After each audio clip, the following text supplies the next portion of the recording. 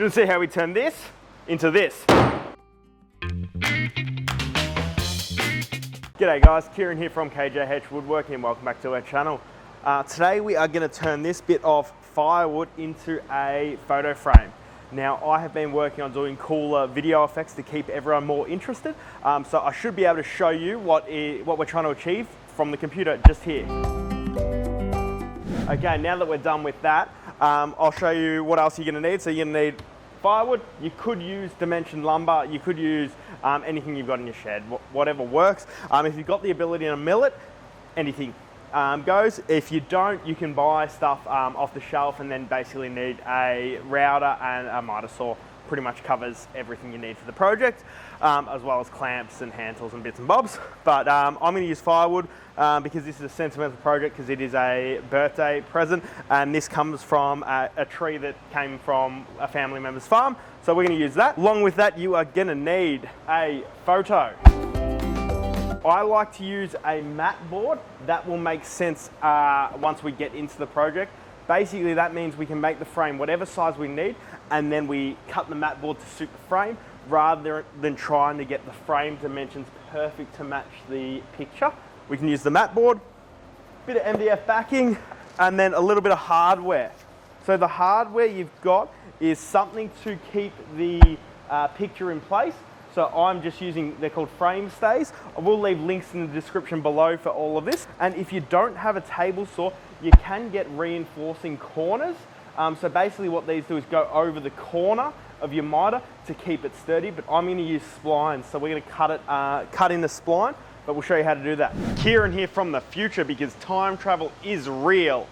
You're also gonna need plexiglass or glass cut to size for the front of the frame. Okay, first things first, we need to get this bit of firewood square. So we're gonna joint two faces and then run it through the planer and table saw.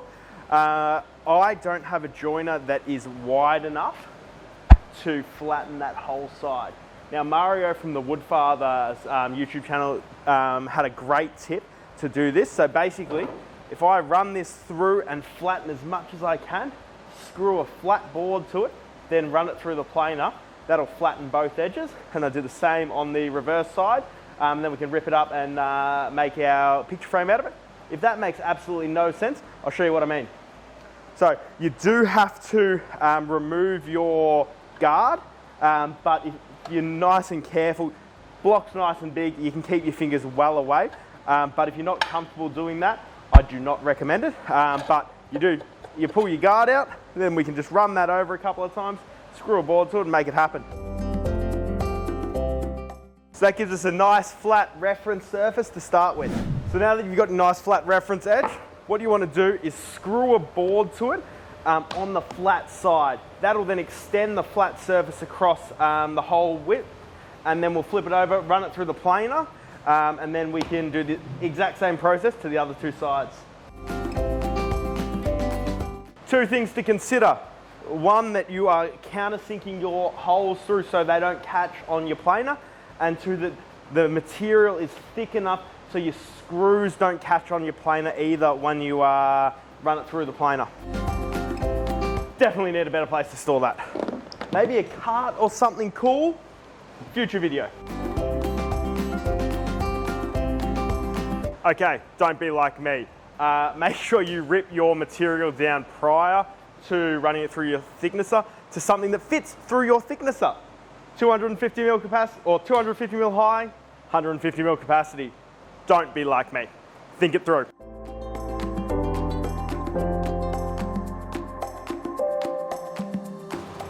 Okay, so that gets you two flat sides. Now repeat the process on the top, and then we can draw it through the table saw or band saw if you have one. I don't, so I'm using the table saw.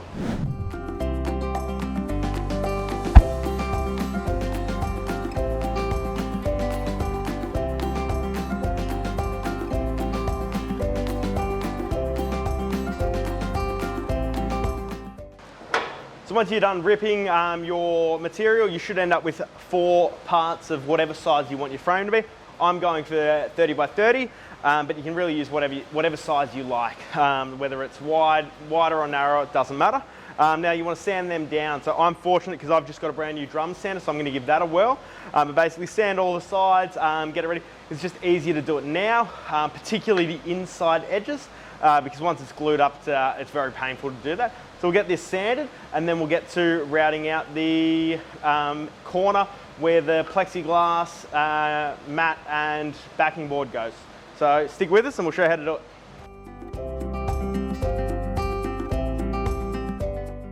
Okay, so now you finished sanding, you should be left with something that looks similar to this lovely piece of red gum. Now what you want to do is lay it out how you think it's going to look, so we can work out exactly which edge needs our rabbet at the back. So I think something like so. Now what I'm going to do is, because we need to take that back inside corner off, I'm going to go ahead and just mark it roughly where it's going to go. Doesn't need to be the dimension. All you want to mark is which corner you're taking out, so you don't stuff that up, because it is very easy to do, and then you don't get the pattern you were looking for with your frame.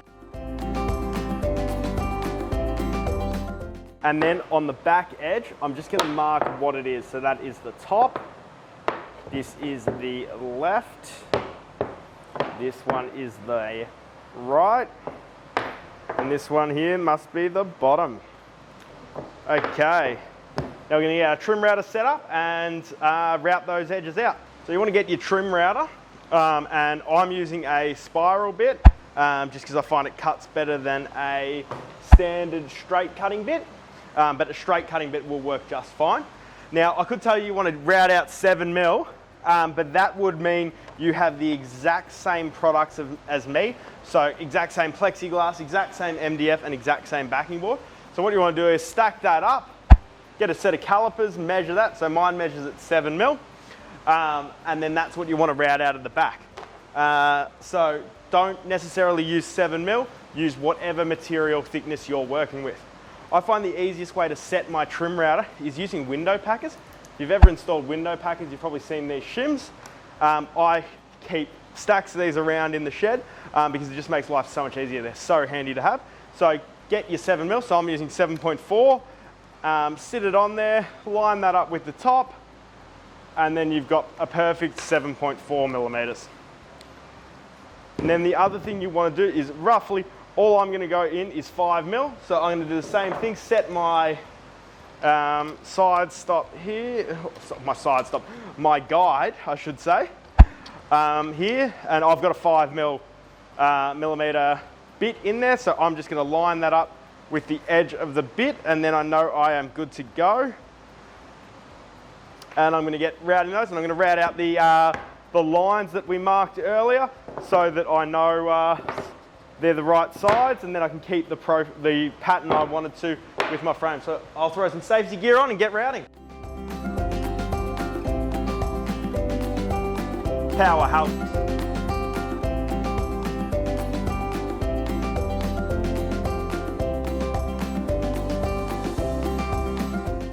Dust is one of the biggest causes for woodworkers having to stop woodworking. It causes more problems than people losing fingers on table saws, band saws.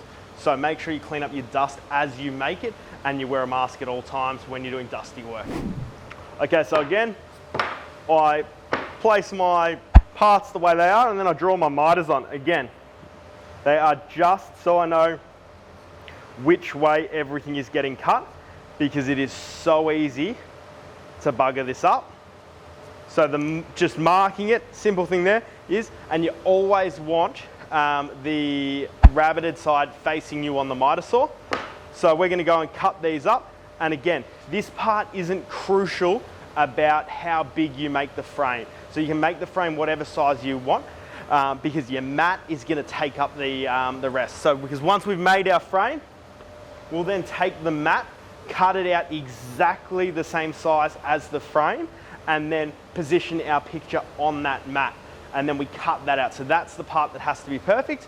This part can be whatever size you like. So I'm going roughly 2.5 centimeters bigger than the picture itself, and then the frame. So I'll probably go something like 280 by 200, thereabouts, and then we'll cut that, we'll glue it all up, then we'll worry about getting everything the right size.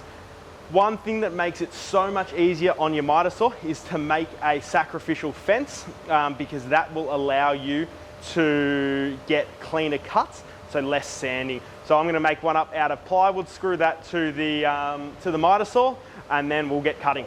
By plywood, I definitely meant MDF, because that is what I have on hand. So you just make this out of whatever scrap you've got, and all you want to make sure is that you have no screws where your blade's going. So I just like to make a pencil mark in the center, then I will put 2 screws either side of that pencil mark, and then I know I am well clear of hitting anything.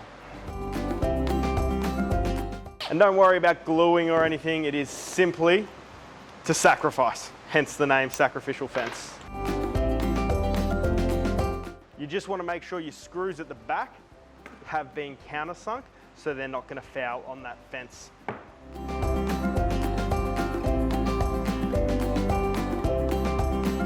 See how nice and clean that edge is? That's why you use a sacrificial fence.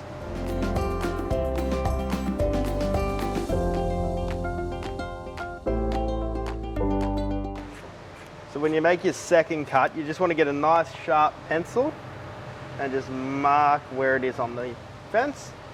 So then you line your mark up with the fence. Okay, so they are all cut, and now we have put them in our order. What I like to do now is just give everything a quick sand on that inside edge. If you've got any imperfections, pencil marks, anything like that, you want to get rid of that now, because it is very difficult to do once you've assembled it. So just give it a quick sand if required. You may not need to sand it, it may be in pretty good nick. And now we'll get ready for glue up. You've probably seen this 100 times before, but we're going to use the tape trick prior to putting it in clamps, and then we are going to clamp it all up once we are done. But the best thing you would do is use a band clamp, which is basically a ratchet strap with corners on it.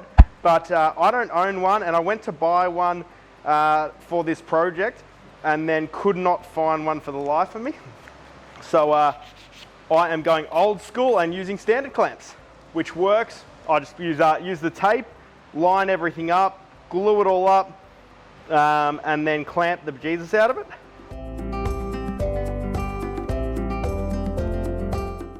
And the other thing I like to do is just put a piece of tape on that inside edge in line with the miter. So if any glue squeezes out, you don't have to clean it up later. Again, I'm trying to keep the inside as clean as possible because it is such a pain to fix later.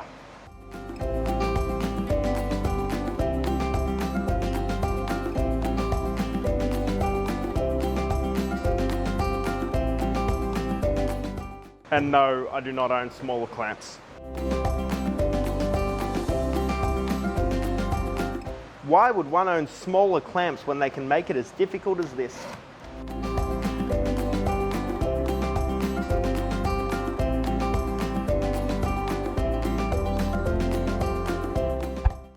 So apparently declamping a project is a spectator sport. So Jazz has come for the ride. Do you want to help? Come on, you got this. Can you pull this button here? Ready, set, pull. Yeah, good job. Woo! One down. Can you hold on to that one? Good. Show everyone on the camera. Show everyone. Say hi, everybody. Do you want to give them thumbs up? Thumbs up. Give them a good wave. Yeah. Okay, so we are glued up. Now we are going to give this a good sanding front and back. You want to take it off? You know the best thing about these is they're stickers afterwards. Look at that. Okay, back on topic. I'm going to go and have some fun with Jasmine, and I will then come back and give these all a good sanding, and then we will go from there.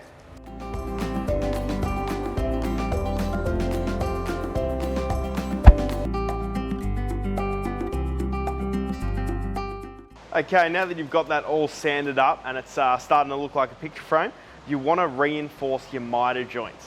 So there's a couple of ways to do that. So you can buy some hardware which are basically a corner angle that goes over the back corner. So it'll sit across there, nailed in, and that will strengthen the joint. But I find that you can still get separation this way because there's nothing stopping it from bending apart. So my preferred method is a mitered spline, which is basically a thin bit of timber that goes through that miter that's effectively changing the grain direction, that is glued in, giving significant strength. I like to cut about halfway through. What you need is a spline jig, which is what this is. I've done a video on this, so if you want to see that and learn how to make this, I'll link that up above, as well as in the description below. But basically, all you do is you mark your center of your frame, line the blade up with the center, cut as deep as you want to go. You'll take a thin bit of timber. You can use a similar timber or a contrasting timber. So I'm using the exact same timber, so it'll hide. And then glue that in, cut it back, sand it back, and that'll reinforce your joints. Let's get to it. Safety first.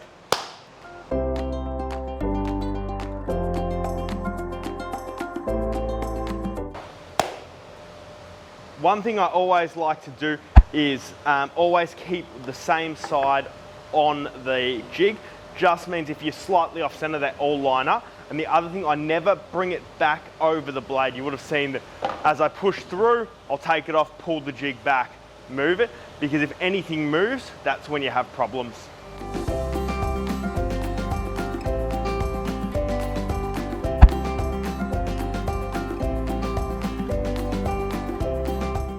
Okay, so while your splines are drying in place, you can start work on your mat board and your backing board. Basically what you want to do is measure the size of the recess you've got. So I've got 203 by 142.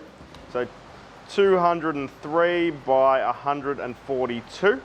I know my picture is 177 by 127. So basically I'll work out the difference there, and then I can map that out.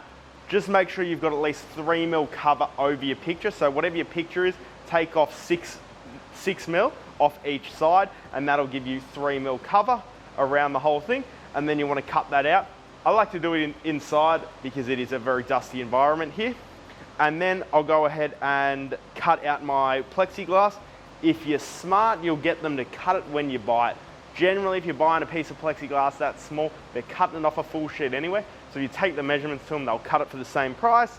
And also your MDF backing. So let's go ahead, cut all of that, and then we'll be ready to cut our splines off, sand it up, give it a coat of finish, and assemble.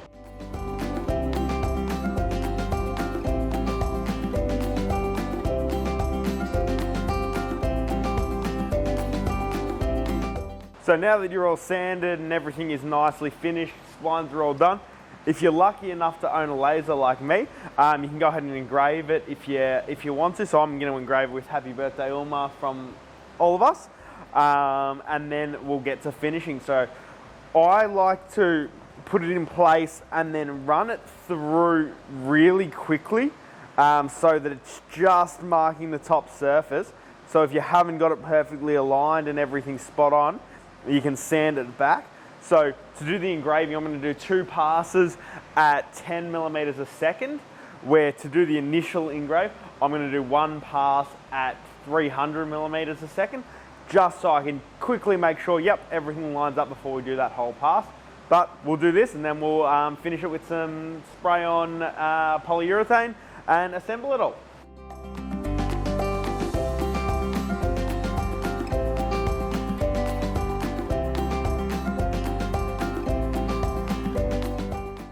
Happy with the positioning, so we will run that through again at a slower speed.